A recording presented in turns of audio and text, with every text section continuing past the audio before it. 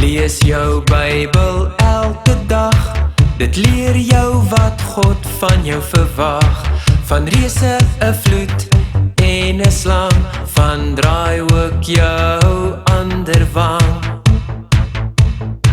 Die Bybel vertel jou verhale van Babel en al die tale, van Samson met al sy krag, van hoe om op die Here te wag.